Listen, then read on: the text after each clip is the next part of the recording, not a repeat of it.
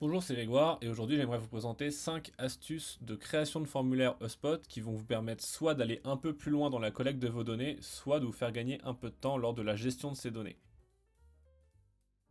Donc, la première astuce, elle concerne les propriétés de numéros de téléphone. Donc en fait, nativement, HubSpot, il va nous présenter deux propriétés de téléphone, la phone number, qui correspond au numéro de téléphone en général, et le numéro de téléphone mobile.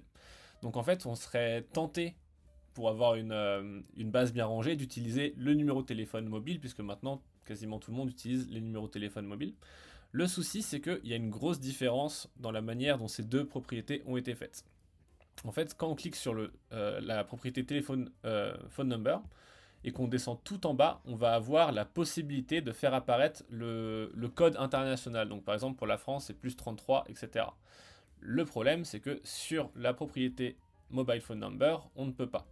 Donc pourquoi c'est intéressant d'avoir cette propriété téléphone avec ce code international? Pour deux raisons. La première, c'est que déjà, vous pourrez identifier de manière beaucoup plus fiable le pays de résidence de vos leads, parce qu'en fait, nativement, HubSpot va vous proposer une identification par rapport à l'adresse IP de l'utilisateur, mais elle n'est jamais très fiable parce qu'il suffit que ce lead-là remplisse un nouveau formulaire lorsqu'il est en vacances dans un autre pays ou bien qu'il utilise un VPN et vous n'aurez pas la donnée exacte. Donc en fait, avec le préfixe international de numéro de téléphone, vous êtes sûr d'avoir la bonne nationalité de votre lead. La deuxième raison, c'est pour avoir une homogénéité dans vos données. En fait, ça va être beaucoup plus simple pour gérer votre base de données, notamment pour faire des exports, des imports, etc. Si tous vos numéros de téléphone sont homogènes et qui commencent tous, enfin, ils ont tous le même format de plus 33, 6, 15, 30, etc., etc.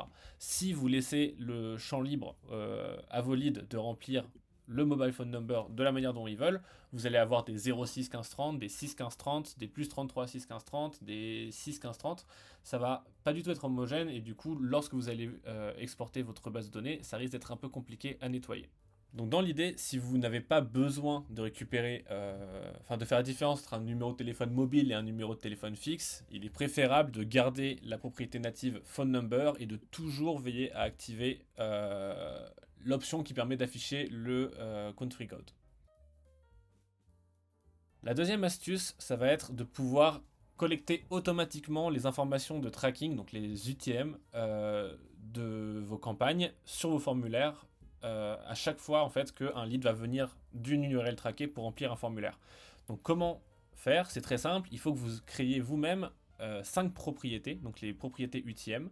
Donc quand on regarde, c'est simplement des propriétés single line text et en gros, il faut absolument que le nom interne ressemble à ça. Donc UTM, underscore, campaign, source, medium, terms et content.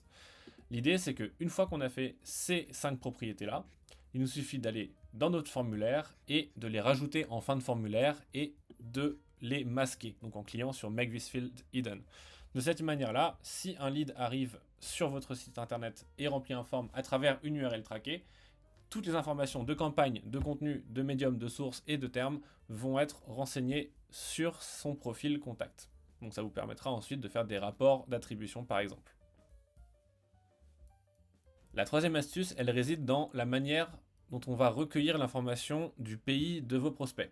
Donc de manière native, HubSpot a une propriété qui s'appelle Country Region et qui sert à récupérer le pays d'un prospect. Le problème, c'est que c'est une propriété single line text et que si on la met dans un formulaire à l'état brut qu'un lead pourra remplir, on va se retrouver avec ce type de formulaire.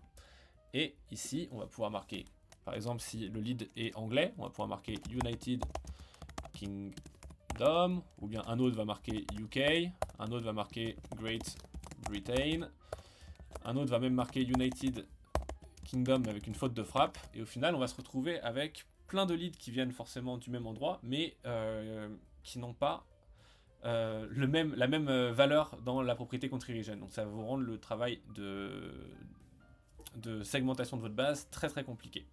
Donc l'idée c'est de laisser tomber cette propriété là et d'en créer une nouvelle qu'on va appeler lead country par exemple.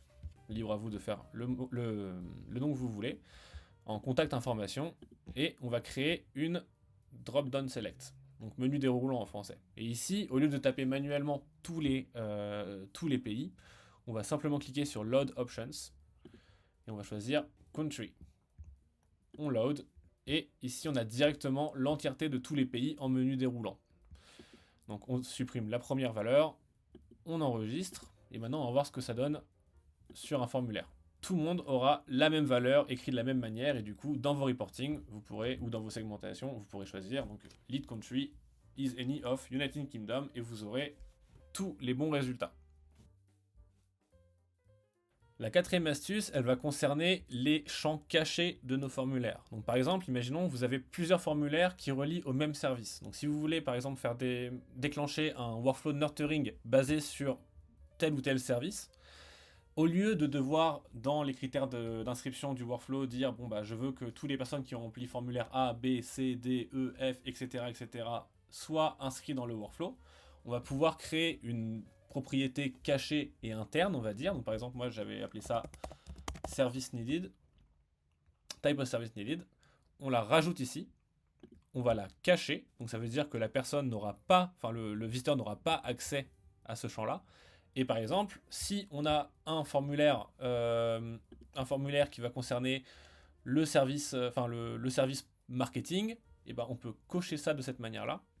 Et donc à ce moment-là, toutes les personnes qui vont remplir ce formulaire-là, HubSpot va automatiquement attribuer la propriété type of service needed à marketing. Et du coup, dans nos workflows nurturing, on pourra dire tous ceux qui ont la valeur marketing pour type of service needed vont recevoir tel type de communication. Et la cinquième astuce de cette vidéo, elle va concerner les formulaires de prise de rendez-vous via l'outil Meeting de HubSpot. Donc en fait, HubSpot a un outil de prise de rendez-vous très pratique. Le problème, c'est que quand on en vient à la récupération d'informations sur le formulaire, donc les informations à remplir avant de pouvoir choisir, avant de pouvoir valider son entretien téléphonique avec un de vos commerciaux, il va nous permettre uniquement de demander des propriétés de contact. Alors que potentiellement, sur les autres formulaires, on peut demander des propriétés d'entreprise associées au contact qui va la remplir. Donc en fait, on est assez limité dans la prise d'information de nos visiteurs via ces formulaires-là. Et donc maintenant, on va voir comment, via ces formulaires-là, pouvoir remplir des valeurs des entreprises associées. Donc c'est très simple. L'idée, c'est que on va devoir créer une propriété contact pour la recopier ensuite sur une propriété entreprise. Donc par exemple, imaginons qu'on veuille savoir le nom du CEO de l'entreprise du visiteur. Donc on a créé au préalable une propriété entreprise qui va s'appeler CEO et qui est single line text parce que ça va être un prénom. Et on veut pouvoir l'afficher dans ce formulaire-là. Donc comme c'est pas une propriété de contact, elle ne va pas apparaître dans la liste. L'idée c'est que on va recréer une propriété contact qui va s'appeler with your company CEO par exemple, toujours une single line text, et à ce moment-là, ici, on peut la sélectionner.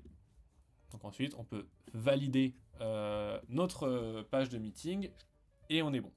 Le problème, c'est que bien évidemment, si on laisse comme ça, seulement ça va simplement alimenter cette valeur-là. Nous, ce qu'on veut, c'est que ça alimente la valeur CEO pour la page entreprise associée.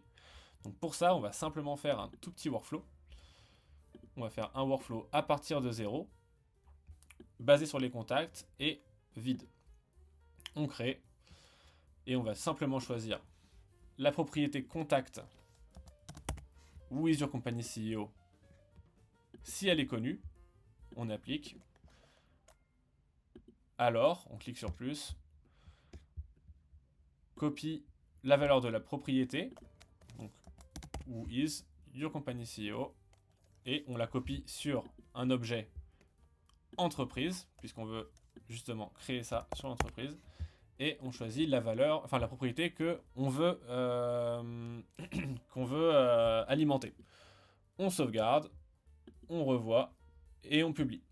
Donc en fait, avec ce workflow là, ça va nous permettre que à chaque fois qu'une personne va remplir notre fameux va remplir cette propriété là, with your company CEO, et bah automatiquement ça va remplir la valeur de CEO, enfin la valeur de la propriété d'entreprise CEO.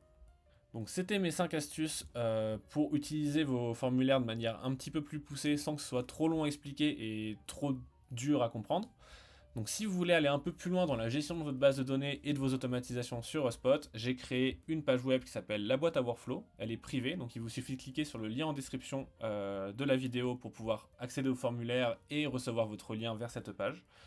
Euh, sur cette page-là, vous allez retrouver tous les workflows que j'ai présentés sur mes différents réseaux.